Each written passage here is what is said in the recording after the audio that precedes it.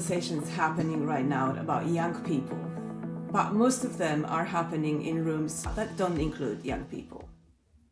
Programs are designed for them, targets are set about them, and evaluations are often written about their outcomes. And occasionally, if they are lucky, someone asks them how it went afterwards. Today, we wanted to try something different.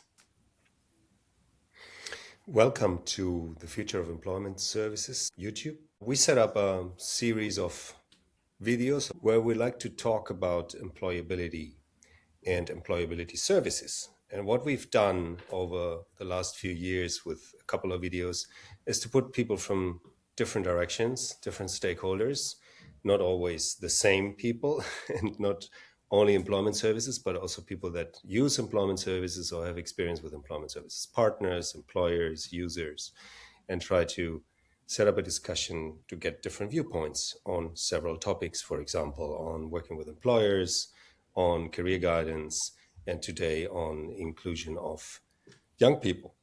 And Ania and me come from different directions. We both worked with employability for many years. She has been doing this with private providers mostly, and I've been doing this with the public employment services. One thing that we've seen many times in all these conversations we had in all the projects we've been in is that many of the services and many of the programs that are designed for young people, for example, but also for other people that might have difficulties to enter the labor market, are designed in a way that often the target group is not asked. It's done without them, and then it's used to see how it works. And that's why we try this little contribution to also hear the voices of those that the programs are designed for. And as Miguel said, this session we organize around one simple principle: nothing for young people without them in the room. We're super delighted to have Cumbria Youth Alliance from UK joining us, an organization that does serious work, ground level work with young people and for young people. And we are super delighted to have Thomas to join us to share his story. We are not asking you, Thomas, to be a representative of your generation, but we're asking you to be specific: what happened, what worked, what didn't work, and what assumptions were made when you join various programs, not just these organizations. We asked to be honest, and we have tried to create those conditions for an honest conversation. And we have also an organization that has been helping Thomas on its way, and we will talk to you as well. We will introduce you in a second. So Thomas, if I may start with you, my first question: can you describe a moment, perhaps before you joined the Cumbria Youth Alliance, where services or program or process felt like it wasn't designed for what you really needed? What was missing? First of all, I just want to say thank you for having me. I'm more than happy to share my experience, my journey with Cumbria Youth Alliance. And I think in terms of the system and how it wasn't built for me, I think the easiest example is sort of knowing the background of where I was when I came to Cumbria Youth Alliance. And at that point, I had just come out of a job. Before that, just come out of university during the pandemic. So I was in a position where my mental health was low. The thing that I had trained for at university wasn't a job prospect at that moment in time because of the pandemic affecting the creative arts industry.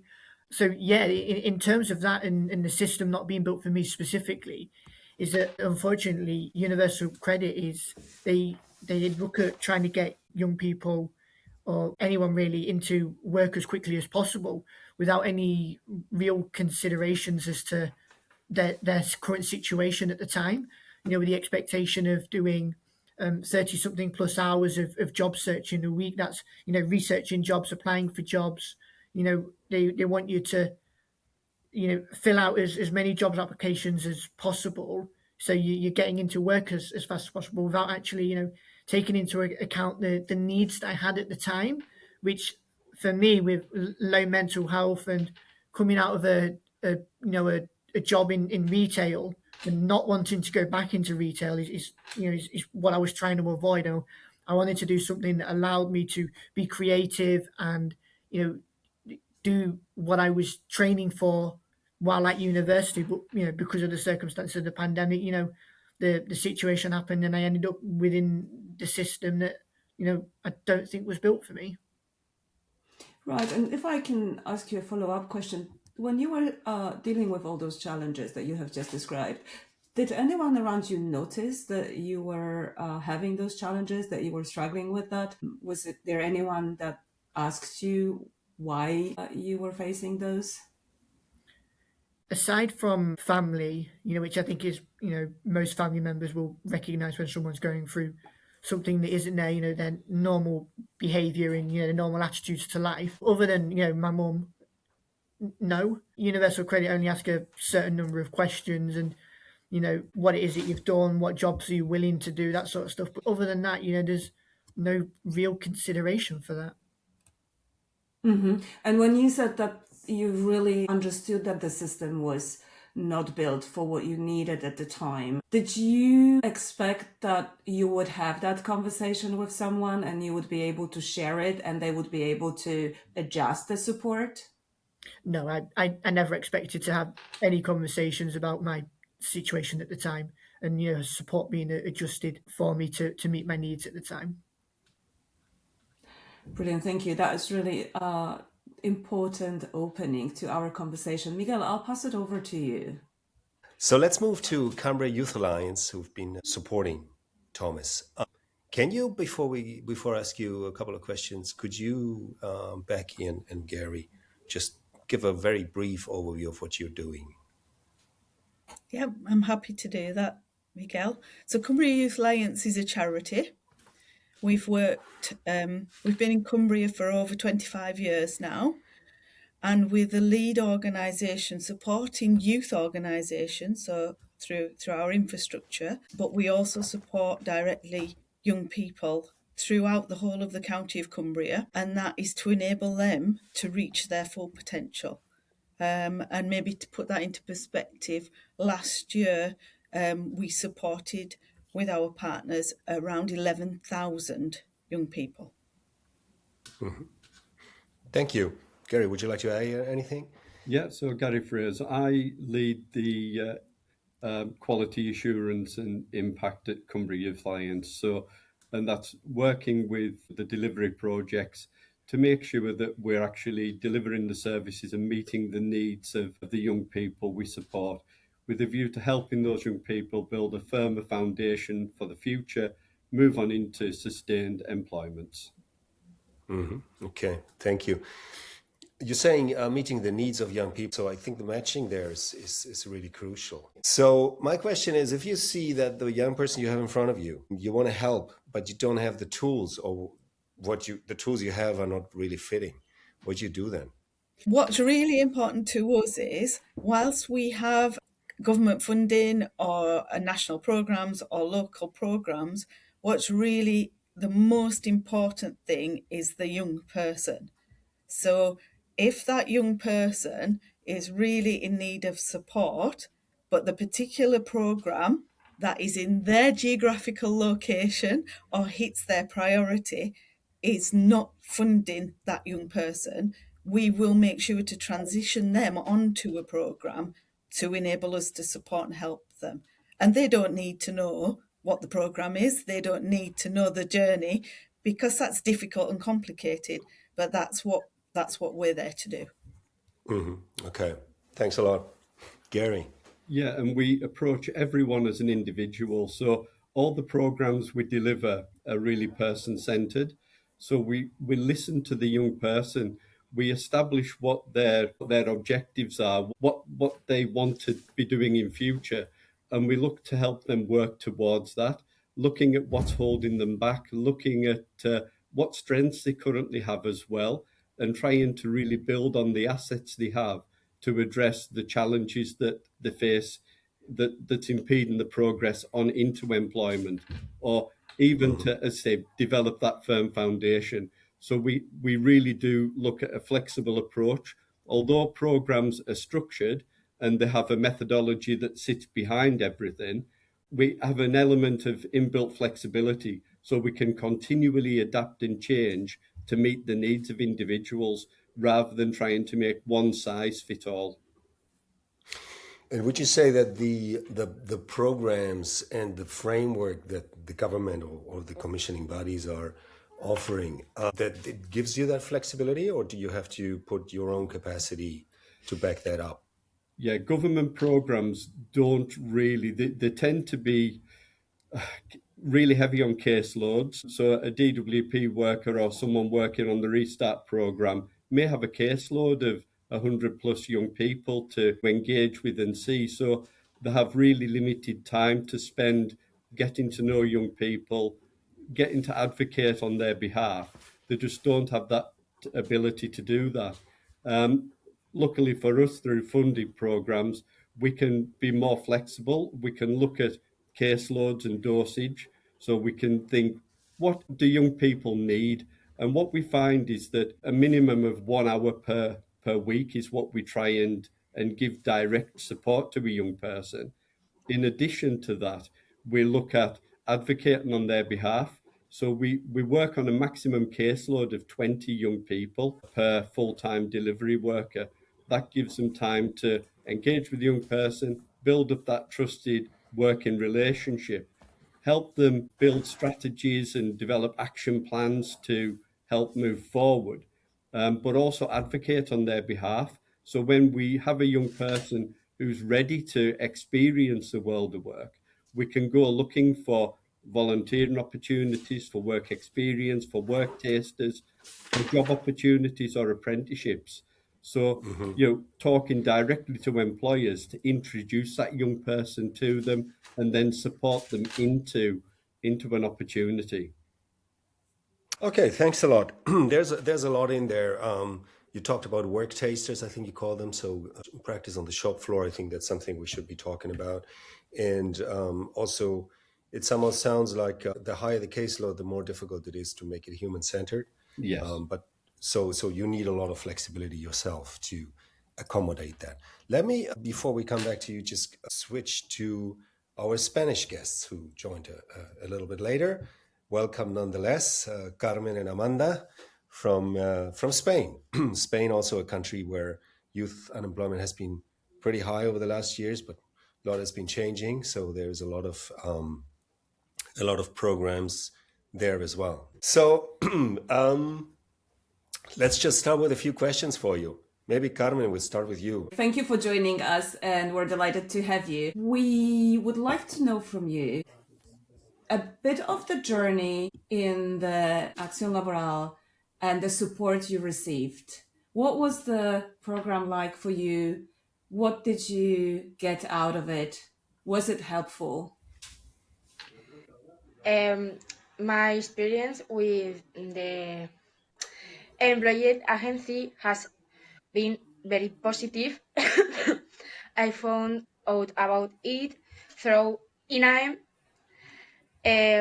when I was employed after working as a care assistant. At the time, I was looking for new opportunities to improve my care. And the agency really helped with me with that. During this period, I completed a professional certificate in leisure activity for children and young people, where I developed skills like organization, creative, and teamwork. I also took an English course and another one in administrative assistant, which helped me open more job opportunities. I would also like to mention that the agency have supported me throughout the people process. They have given with me through the entire process, explain each step and helping me with the all necessary paperwork, which may think much easier. Overall, it has been a very positive experience. It has allowed me to continue developing my skills, gain professional guidance, and move forward towards new employment opportunities. Thank you. It seems like you have had a lot of different elements of support. And was there one thing that you feel was the most important in the journey? Pues lo más importante, básicamente, pues la ayuda que me dieron y la orientación que me dieron para el mundo, el laboral.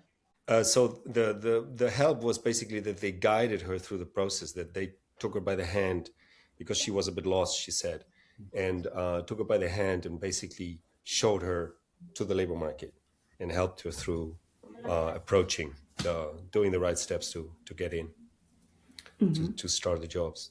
So let's move back to our guest from the UK, Cumbria Youth Alliance. And again, going back to you, Thomas, and your story, you've spoken about the rigidness and how inflexible the initial universal credit experience was.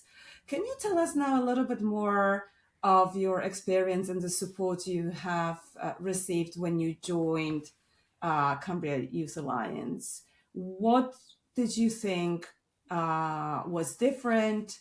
Was there anything in particular that made it stand out? Anyone in particular? Tell us a little bit more about that part of the journey. Yeah, more than happy to. My support with Cumbria Youth Alliance started sort of when I moved to Cumbria. Within weeks of signing back on my universal credit, I was introduced to Cumbria Youth Alliance for the first time. So that's sort of where my support started. That was here where we're based in Workington. But actually, I live out in a more rural community. Not the most rural community, but it's more rural than where we are now. And, you know, having to rely on public transport to get to an appointment or a meeting was not necessarily the best thing. But the positive start of my journey with Cumbria Youth Alliance is the fact that they came to my community.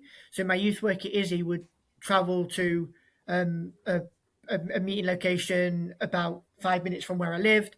So the start of the journey, that I didn't have to think about how I was leaving the house and getting to my appointment, and having to rely on public transport and all of that to get to my appointment, and taking an extra 2 hours out of my day for that was great. It was helpful. It opened up the support and made it significantly easier to access. So yeah, the meetings and the appointments I had with Izzy, took place within my local community.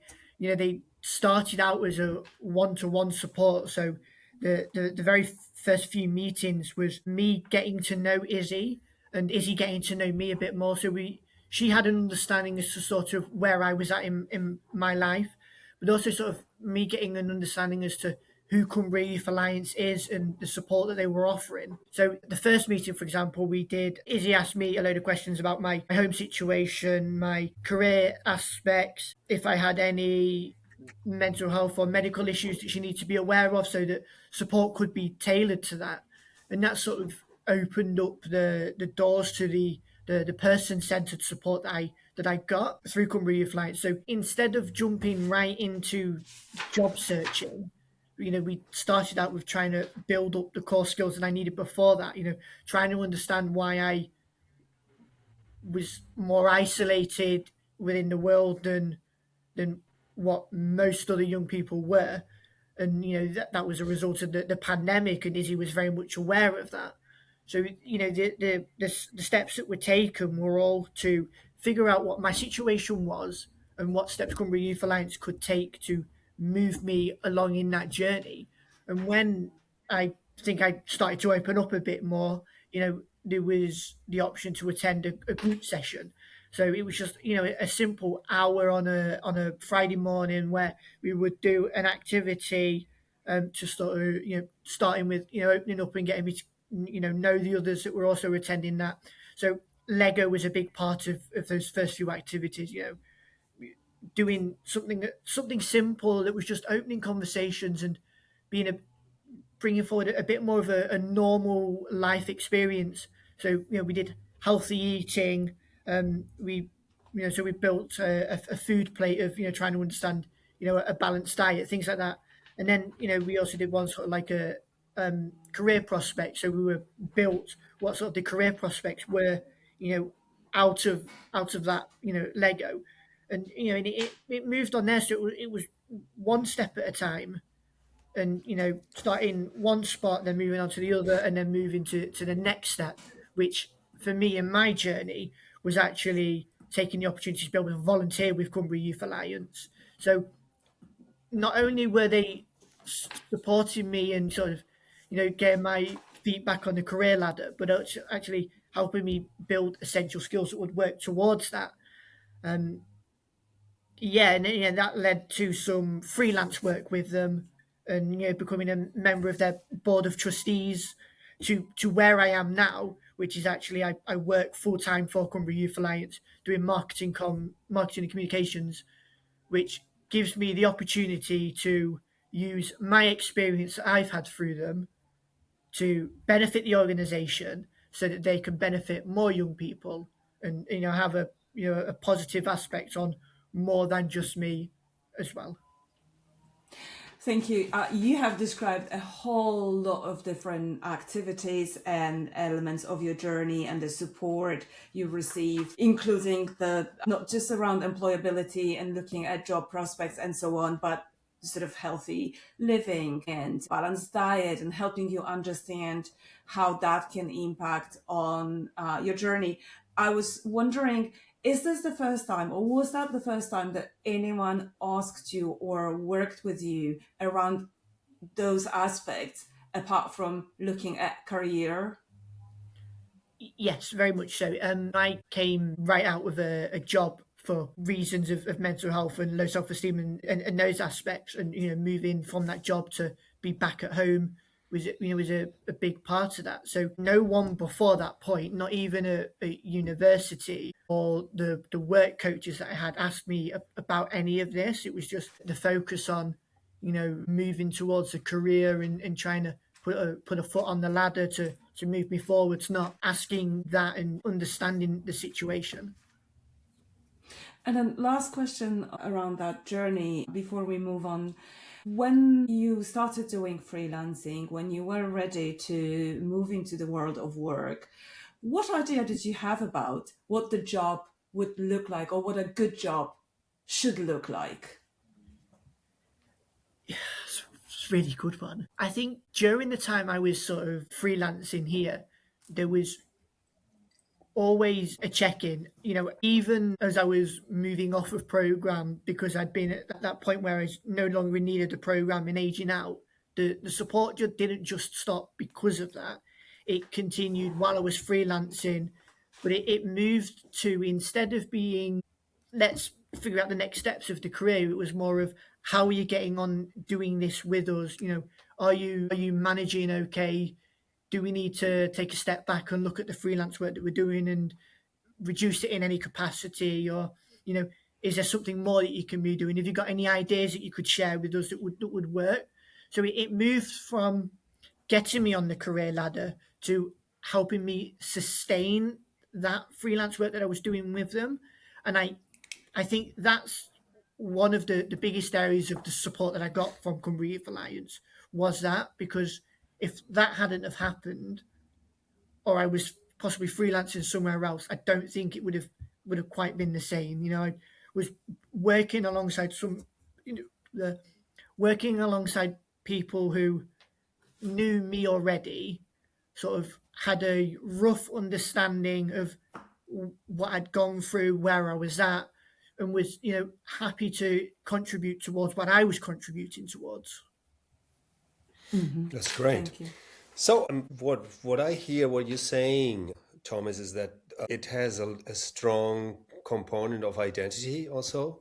Like they helped you seeing where you are, who you are, not only what you're doing, but including your whole personality into it, and caring about the time when you didn't feel belonging or when you wanted to find out what caused lower self-esteem, and then help you build that too through work also, but also through a kind of more holistic approach to doing different things, and being interested in you as a person, not only in you as a set of skills.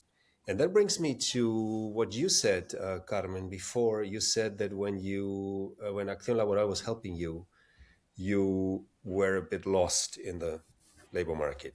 What made you lost? What made you feel lost back then? If you want to share, what was the problem back then? Por la falta ¿cómo decirlo?, de enfoque que le dan, por ejemplo, los grados o sí, los grados profesionales, ¿vale? Pues la falta que dan, que no, o sea, dan muy poca información, te orientan muy poco y yo creo que deberían de, pues, de meter más cabeza y pues Acción Laboral, pues la verdad que me ayuda bastante por ese motivo, porque yo hice un grado medio y entonces pues la orientación laboral que me dieron no es que fuera la mejor porque te dan por así por encima, entonces pues si no lo pillas muy bien te pierdes. I think what main means is that here in Spain, like in colleges and schools, the thing is that they invite you to like finish your school, high school, and then to make a degree in the university to have more opportunities for working. And what Carmen means is that she was lost because she didn't want to study at the university, and then the job opportunities are quite less. So she was like looking for new opportunities for the studies she has and other ways to find a job. Yeah. Okay. So yeah, basically the orientation to navigate through the different degrees. In Spain, there's quite an inclination to do academic career because that's considered to have more job chances. On the other hand, there's also quite a high academic rate of unemployed. But yeah, what Carmen was lacking is someone who says, look, this is what you can do with what you got taught. This is what you can do with your background, and there Acción Laboral stepped in and helped. And Carmen, one more question: how important is work for you? What's your, like, if you look at your life, how you imagine your life, and what is important there? Which role does work play other than you have to earn money, obviously? Work plays is a very important role in my life. It's not only about earning money, but also about grow as a person and as a professional. Furthermore, I believe that work is a space with collaboration, continuous learning, and self-improvement are encouraged. Through work, I can learn new skills, take on responsibilities, and contribute to a learn or organization. I also see work as a place where you can learn from others and improve very daily. At the same time, I believe in good work, life be a balance. So I see work as an important part of my life, but not the only one. Yes. Okay. Thank you very much. Just one more question, Anya, and then I give it back to you. Because of what you said, one thing that you said now, Carmen, is that work also about for you is about collaboration and learning from others. So that includes that you have some interaction with colleagues at work or like the workplace you are in. And for job starters, it's then therefore important to get to work somewhere, not just theory in learning something, but also going to an actual employer. And that would be my question for Amanda from Acción Laboral. What kind of cooperations, if you have, do you have with employers? Is there any opportunity through Acción Laboral where the people you take care of, the job seekers you support, can also get some experience with work directly with employers? Yeah, after they finish, for example, like Carmen, after she finishes the certificate, she has some experience in some business, in some employment, and but it was part of the education, and she has kind of experience in the work world, like with the new places for work. For example, Carmen is certificated in working with kids and young people. So she has been able to lead some groups by her own, for example, and take more responsibilities. And then now we are in searching a new job for her. Like we are in, like I said before, we keep in contact, and she's telling us like, okay, I would like to work here. What do you recommend? This kind of job, like, should do I apply for? Are the conditions right or not? Following the discussion around what a good job is, or what an idea of a job is for a young person who is participating in the program, Becky and Gary, question to you both. We know, we've heard from Thomas what job means to him and what a good job is. How do you balance, or how do you manage the expectations of a young person towards their employment versus what the program is expecting you to deliver, or what the government is paying for, bringing the employer on board? We know sometimes employers look at young people and they perhaps think they don't have enough experience, they don't have enough skills. So how do you manage all those different aspects of making the right choices and supporting the young person with the right decisions versus what you're expected to do through the funded program? Yeah, so a cornerstone to it all is listening to the young person, really understanding what their personal aspirations are and the background. So we developed the Me tool, which is our socio-emotional evaluation tool, which looks at 10 areas of a young person's life and helps us highlight those areas where things might be holding them back, but also where they have real positives and assets on which we can build.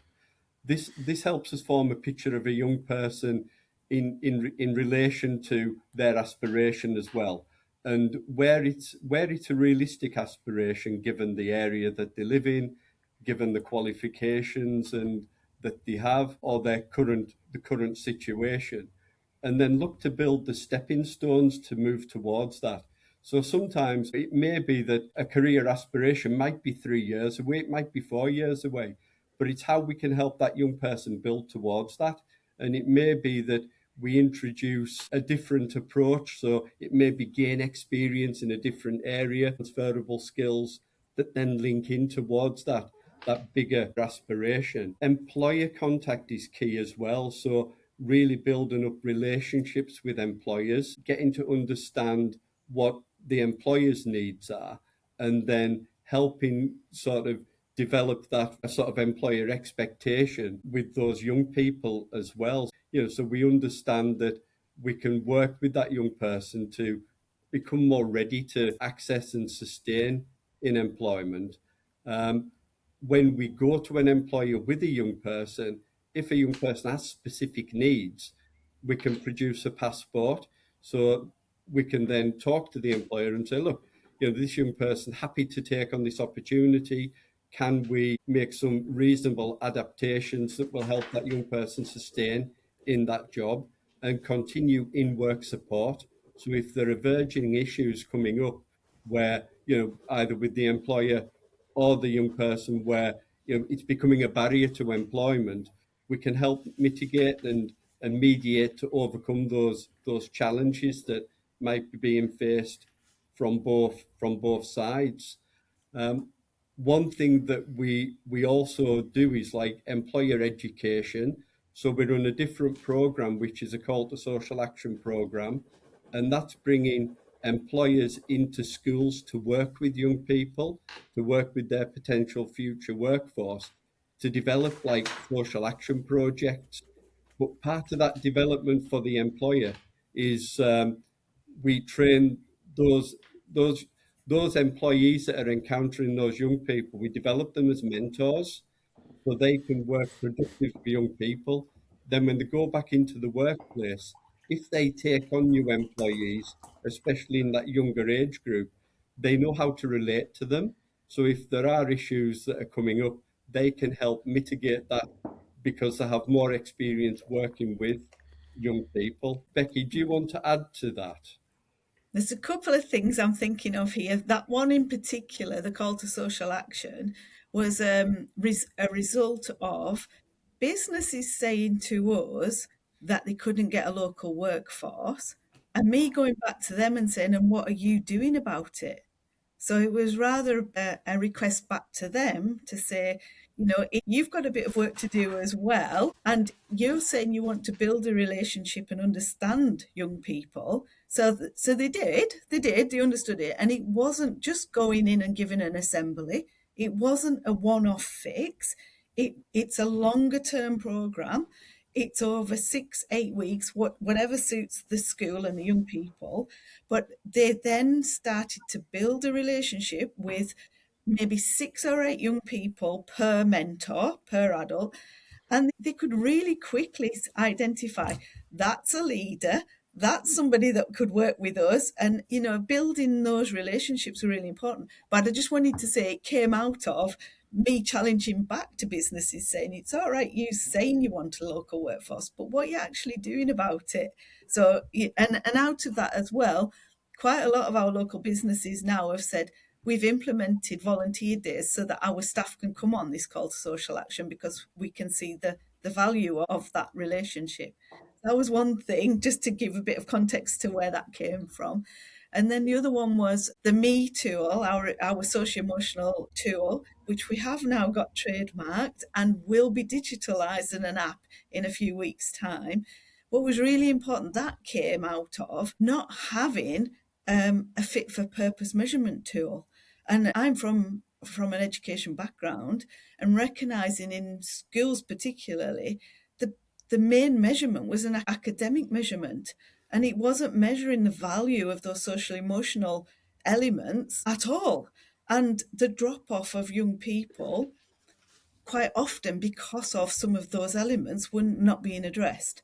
So that tool also is now being recognised by big businesses saying, if we've got lots of apprentices, and it's not for all young people in schools and it's not for all apprentices, but it's for those at risk, potentially of dropping out or what's happening. And then we can measure and we know exactly what support's needed to keep them moving forward on their journey.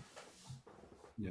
It also helps us really build on those qualitative and quantitative insights. So rather than just the number counting, it almost helps us demonstrate to a young person the progress they make. And really, when we're looking at what works, we can look at the sessions those young people have attended between certain time points to really truly drill into what's worked for them or what hasn't worked quite so well and where we might need to make changes.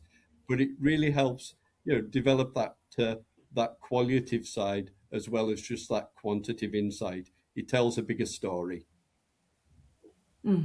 Thank you. My question to you, Becky, hearing what you've described, but also what Gary described, it seems like you almost need to have multiple programs to be able to really support that young person in their journey. Working with employers is one thing and having another initiative, and that I'm sure has a ripple effect on the employers that would work with participants from the program that Thomas joined. So is there no one single program commissioned by the government, by local authorities that can really cater for all the aspects, and therefore you need to find ways of using other funding sources to provide that holistic approach? Absolutely, exactly right. It's a lack of flexibility, that lack of understanding of, we are predominantly, we're such a sparsely populated rural community predominantly, and it's that recognition that one size definitely does not fit all, and that flexibility of having that funding that is flexible and that it is across multiple programs.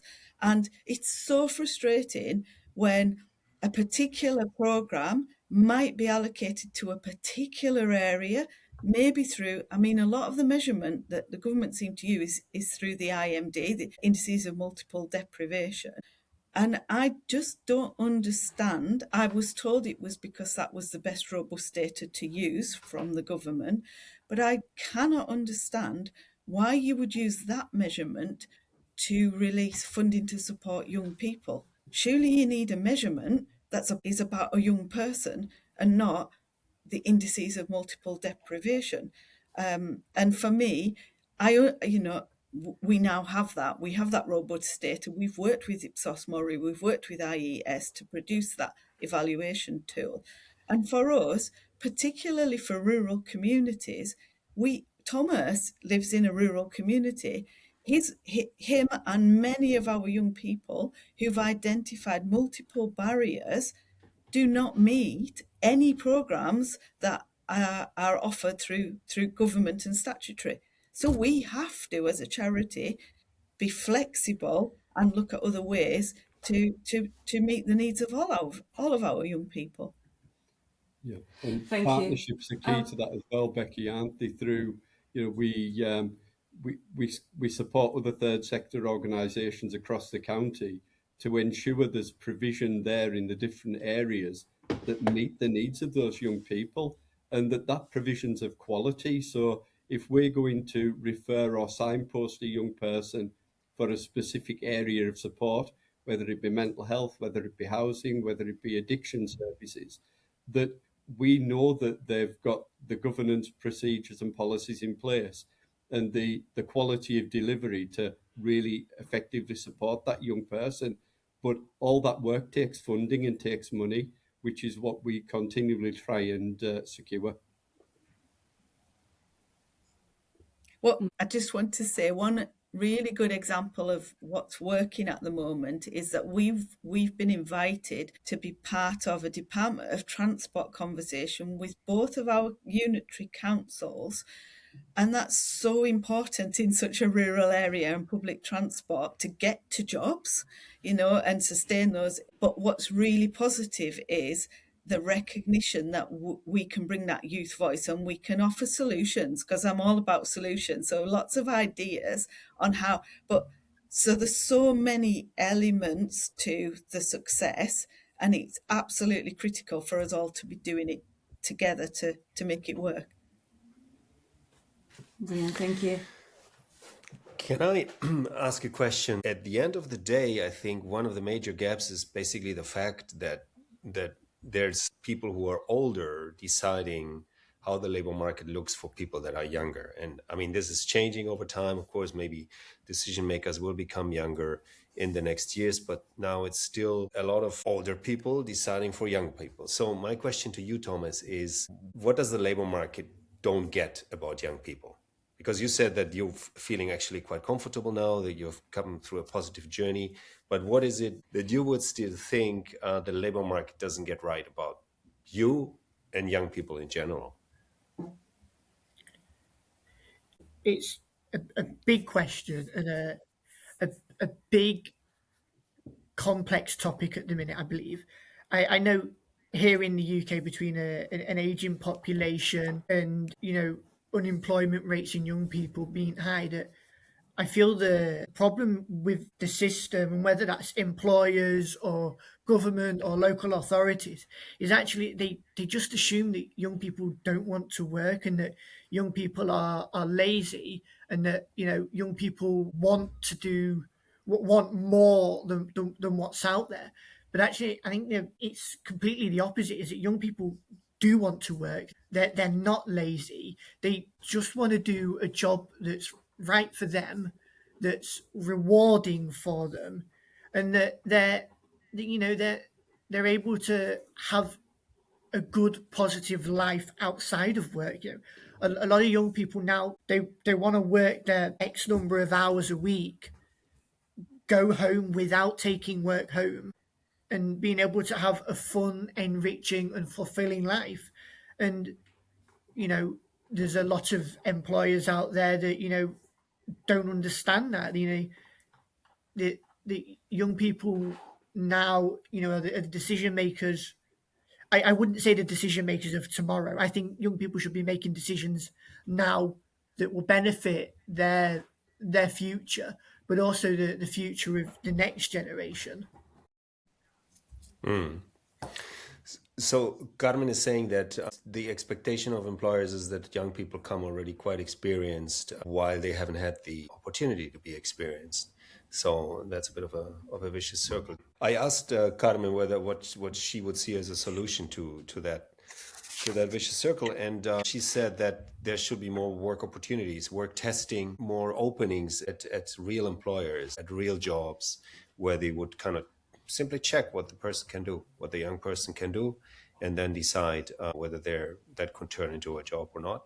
And to my knowledge, at least from the experience I've seen, I mean, there are work practices, there are obviously dual education and apprenticeships that are very systematic.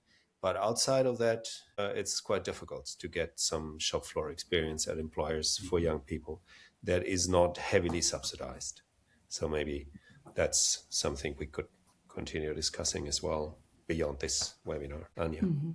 So I think you echoed what we have heard: not enough support, short, and not as holistic as we would wish to. This has been a really interesting conversation. There's so much insight. Thank you to everyone for sharing. We're going to close, but I do have one question to all of you. It's the same question. When you think about support program for young people, what is the one thing you would like the people who design the programs to hear from you? Thomas, can we go with you first? I think from the get-go, actually, the conversations should start with young people. So if a government want to start looking at a program to support young people, the conversation shouldn't be starting inside of a government office or a conversation with business leaders. It should start with young people, so that they know right from the get-go this is what young people want, and then use that as an opportunity to, during the entire process, continue the conversations with young people. So if a young person suggests one thing, that should be taken on board. And then when feedback comes from program designers or businesses, that feedback's given back to the young people so they can continue to have an influence and an input on how that's designed. Becky, what would you like to tell? For me, I would say before they design a program, that they should use a measurement tool that is specifically around a young person. Thank you. And Gary. Yeah, early intervention's key. So when they're looking at a program, not have a long leading period to that, like 18 months unemployed or 6 months unemployed, really bring that forward. The earlier you sort of work with a young person, the less chance of building a cycle of inactivity, which the longer that goes on, the harder it is to turn round. And so the longer a young person requires support to get them more job ready and to move them closer to the labour market. So early intervention. Okay, thank you. So what I heard there is that they need, apart from more job opportunities, also to promote that more, to tell more stories about young people, because that's something that we experience as well. Not many young people get the chance to tell what happened and what worked well and what didn't. And I think that's something that needs to be done more as well. Yes, absolutely. What a rich conversation we've just had from both organizations, and more importantly for the young people who joined us, who shared their personal stories, their personal experience. I would like to just put a couple of phrases that I have heard from both Thomas and Carmen. We're not lazy. We want the right job. We want a rewarding job. We want to have life outside work. We want to lead fulfilling life. And I think that is something that when programs are being designed are not thought of. And then Gary, Becky, but also Amanda spoke about listening to young people, understanding, hearing from what they are saying, and providing help that is really tailored to their needs. That is not one size fits all. That is not a standard approach across. Understanding their environment, understanding where they live, their ecosystem. And what really struck me, Thomas, what you said is what made a difference, that the help came to you, that it was the first time that actually you didn't have to travel, you didn't have to go anywhere. So looking at that from a perspective of meet the young people where they are, I think is the message to commissioners. What I'm also hearing is understanding and talking and educating to employers for not just full-time job opportunities, but volunteering. Becky, you mentioned that. For work trials that Amanda mentioned, apprenticeship schemes, and many other options that can give young people the opportunity to go into employer, understand what it is to work there, and make their own mind, but also giving the chance to employers to see the young person in action, to see what qualities they have beyond certificates, beyond qualifications, and to really work in that cohesive approach to open opportunities. But one last point that I'd like to make is give young people the chance to design the programs that are supposed to support them. Give them the opportunity to be in the room from the get-go, as you said, Thomas, from the moment that government is thinking of putting a support service into place, because that really will respect their needs, respect their skills, the opportunities, and it will really truly reflect what not just this generation, but a future young generation may need. Miguel, would you like to add anything else? No, thank you. You said it all. Maybe just one thing that Carmen said, that basically young people, it is important to work. It's not that young people don't want to work. It is important for them. But other than the generations before them, including my generation, work is not everything. It's not, they don't want to spend their life working. They want to live, and they want to work also. But I think the attitude of young people towards work is a much healthier one and much more future proof. And I think that's what we should all get inspired by listening to them. Brilliant.